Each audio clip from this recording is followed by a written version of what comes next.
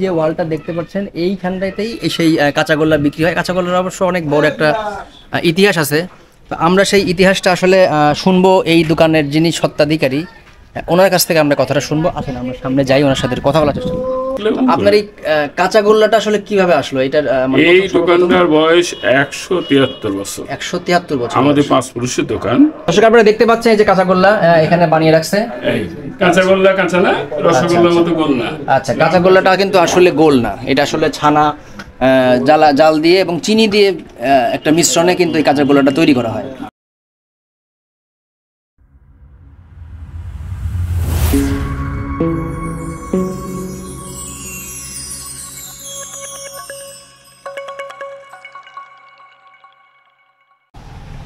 আসসালামু আলাইকুম দর্শক, আপনারা নিশ্চয় অনেক ভালো আছেন, আমিও ভালো আছি আলহামদুলিল্লাহ।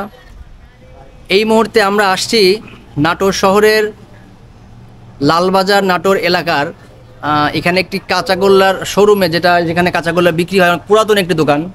আপনারা দেখতে পাচ্ছেন জয়কালী বাড়ি মিষ্টান্ন ভাণ্ডার, দারিক ভাণ্ডার, অর্থাৎ স্থান জয়কালী বাড়ি মন্দির সংলগ্ন। এই যে পাশের এই যে ওয়ালটা দেখতে পাচ্ছেন এইখানটাতেই সেই কাঁচাগোল্লা বিক্রি হয়। কাঁচাগোল্লার অবশ্য অনেক বড় একটা ইতিহাস আছে। তো আমরা সেই ইতিহাসটা আসলে শুনবো এই দোকানের যিনি স্বত্বাধিকারী, ওনার কাছ থেকে আমরা কথাটা শুনবো। আসেন আমরা সামনে যাই, ওনার সাথে কথা বলার চেষ্টা করব।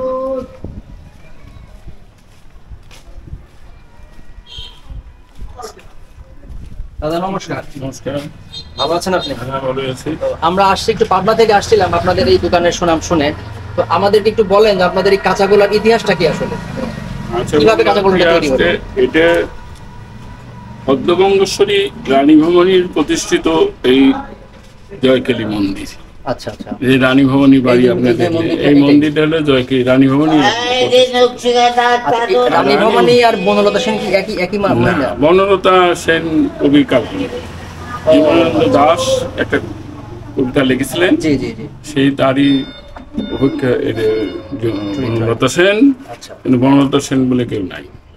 আচ্ছা, অনেকে বলে যে নাটোরের বনলতা, মানে চরিত্রটা একদমই কাল্পনিক না কাল্পনিক, সম্পূর্ণ কাল্পনিক। কি জানি এটা তো ওই কথাটা এমন ছিল, আচ্ছা, পাখির বাসার মতো দুটি চোখ যেন, ঠিক জন্য নাটোরের বনলতা সেন। আচ্ছা আচ্ছা, এই জন্যই বনলতা সেন। এটা অনেকেরই ধারণা আছে যে বনলতা সেন মধ্যে আসলেই কেউ ছিলেন, না, কিন্তু এটা দর্শকদের জন্য একটা ভালো একটা ইনফরমেশন যে আসলে বনলতা সেন নামে কেউ ছিল না, এটা হচ্ছে একদম কাল্পনিক একটা চরিত্র। হ্যাঁ, জীবনানন্দ দাস তিনি কবিতা লিখেছিলেন। আচ্ছা আচ্ছা, আর একটা সিনেমা হয়েছিল জিগানসা, সেই সিনেমার মধ্যে এই গানটাই রচিত হয়েছিল। আপনার এই কাঁচাগোল্লাটা আসলে কিভাবে আসলো? এটার এই দোকানটার বয়স 173 বছর। 173 বছর আমাদের পাঁচ পুরুষের দোকান।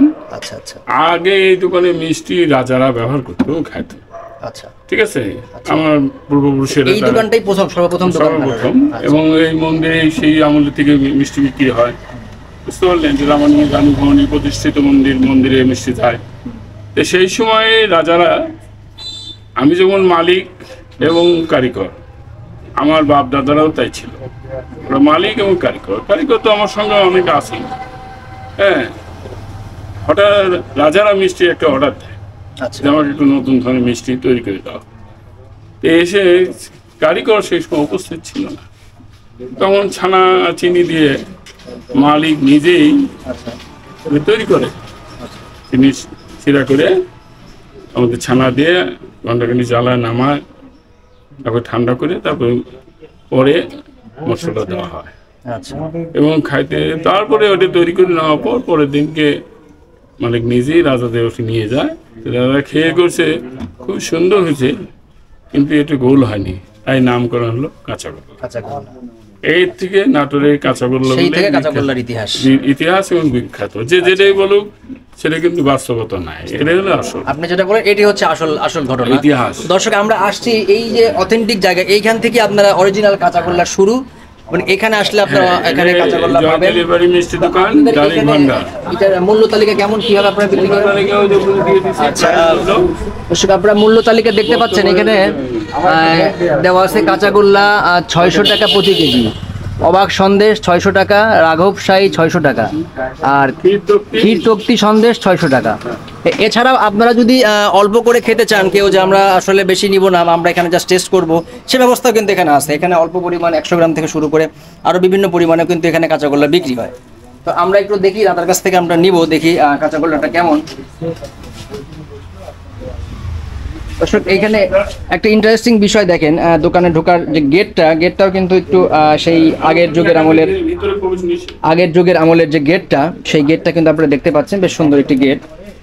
তো আমাদেরকে কাঁচাগোল্লা দিচ্ছে, আমরা এখন সেই কাঁচাগোল্লাটা আমরা টেস্ট করব, দেখি আমরা কাঁচাগোল্লাটা কেমন। আচ্ছা দর্শক আপনারা দেখতে পাচ্ছেন এই যে কাঁচাগোল্লা এখানে বানিয়ে রাখছে। কাঁচাগোল্লা কাঁচা না, রসগোল্লার মতো গোল না। আচ্ছা কাঁচাগোল্লাটা কিন্তু আসলে গোল না, এটা আসলে ছানা জাল দিয়ে এবং চিনি দিয়ে একটা মিশ্রণে কিন্তু এই কাঁচাগোল্লাটা তৈরি করা হয়। অনেকে হয়তো মনে করতে পারে যে কাঁচাগোল্লাটা আসলে কি মানে হয়তো রসগোল্লাটাই কাঁচা টাইপের, কিন্তু আসলে তা না।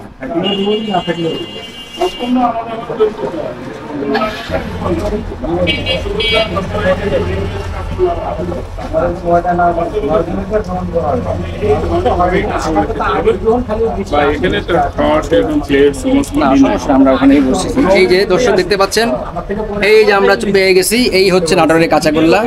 এখন আমরা কাঁচাগোল্লাটা টেস্ট করবো। হ্যাঁ আমরা এখানে একটু